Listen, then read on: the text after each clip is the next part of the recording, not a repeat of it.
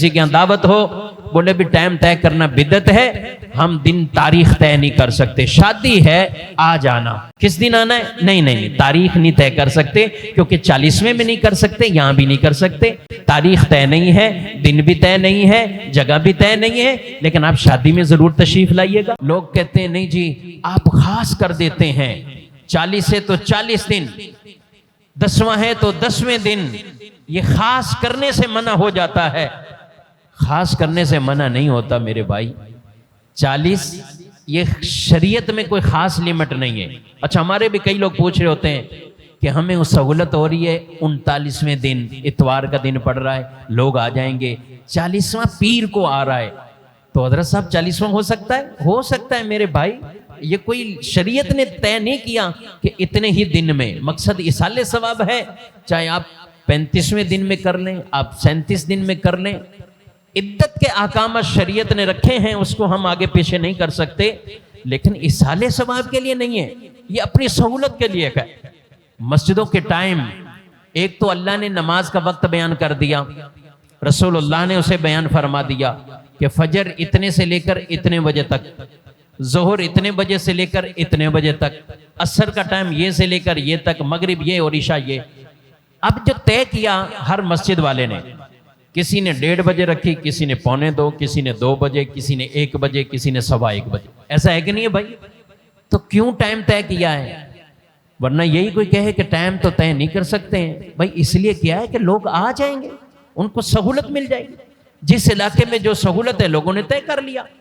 تو شریعت نے اس سے منع نہیں کیا، تو اصالِ ثواب بھی یہی ہے، مقصد ثواب پہنچانا، ٹائم پیریڈ طے نہیں ہے، وہ میں نے اور آپ نے اپنی سہولت کے لیے یہ دن طے کر لیا، یہ دن طے کر لیا، یہ دن طے کر لیا، تو طے کرنے سے، تعیین کرنے سے وہ چیز حرام نہیں ہو جاتی، ورنہ پھر ساری چیزیں آپ تعیین نہ کریں، کسی کے یہاں دعوت ہو، بولے بھی ٹائم طے کرنا بدعت ہے، ہم دن تاریخ طے نہیں کر سکتے، شادی ہے آ جانا، کس دن آنا ہے نہیں تاریخ نہیں طے کر سکتے، کیونکہ 40ویں میں نہیں کر سکتے، یہاں بھی نہیں کر سکتے، تاریخ طے نہیں ہے، دن بھی طے نہیں ہے، جگہ بھی طے نہیں ہے، لیکن آپ شادی میں ضرور تشریف لائیے گا، ٹھیک ہے؟ تو پھر آئیں گے شادی میں، آپ کی شادی میں لوگ پہنچ جائیں گے، تو شادی میں آپ نے دن بھی طے کر لیا، جگہ بھی طے کر لی، تاریخ بھی طے کر لی، سب کچھ کر لیا، وہ منع نہ ہوا، تو اصالِ ثواب کے لیے اگر کوئی کرتا ہے تو آپ اس میں صرف اس وجہ سے منع کر رہے ہیں کہ آپ تاریخ کیوں طے کر رہے ہیں؟ تو میں پہلے ہی وضاحت کر چکا ہوں کہ یہ شریعت کی طرف سے دن متعین نہیں ہے کہ سوئم تیسرے دن ہی ہو، ایسا نہیں ہے، آپ دوسرے دن کر لیں، آپ چوتھے دن کر لیں، جو آپ کو سہولت والا۔ اگر کوئی ایک دن چھوڑ کے کرتا ہے تو بھی ٹھیک ہے، کوئی حرج والی بات نہیں، 10واں کے نام سے فاتحہ دلائی جائے، اب بھلے 12ویں دن کوئی کر رہا ہے، 9ویں دن کوئی کر رہا ہے، کوئی حرج والی بات نہیں ہے۔ یہ ہمارے سنی بھائیوں کو بھی یہ مسئلہ بالکل سمجھنا چاہیے، بعض اوقات بیچارے خود ہی پریشانیوں میں آ رہے ہوتے ہیں کہ یہ آگے پیچھے ٹائم ہو رہا ہے، تو مقصد اصالِ ثواب ہے، جب آپ اصالِ ثواب کریں گے، چونکہ اس میں قرآن پڑھا جا رہا ہے،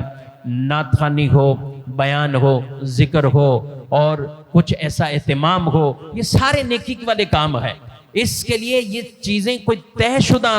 یہ باقاعدہ نہیں ہے۔ میں کہتا ہوں کھانے پہ نہ دلائیں فاتحہ، نہ آپ کھانا کریں، کیا کسی نے آج تک عالم نے منع کیا ہے کہ کھانا نہیں ہوگا تو ختم شریف نہیں ہوگا، فاتحہ نہیں ہوگا، اصالِ ثواب نہیں ہوگا؟ کس نے منع کیا؟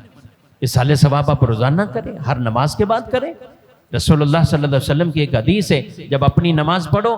اپنے مرحوم والدین کے لیے بھی نماز پڑھ لیا کرو، روزہ رکھو تو ان کے لیے بھی روزہ رکھو، مطلب یہ ہے کہ نفلی نماز، نفلی روزے آپ کریں۔ آپ نے نماز پڑھی، ابھی جمعہ پڑھنے آئے، جمعے کے بعد آپ اپنی رکعتیں پڑھ کے 2 رکعت اس لیے پڑھتے ہیں کہ اس کا ثواب اللہ میرے مرحومین کو پہنچائے، آپ کے والد یا والدہ جو بھی فوت ہوئے آپ ان کے لیے پڑھ لیں۔ تو یہ کوئی چیزیں تعیین اس میں نہیں ہے، کوئی بھی نیکی کا کام کریں، اللہ ان کا ثواب ان کو وہ پہنچاتا ہے۔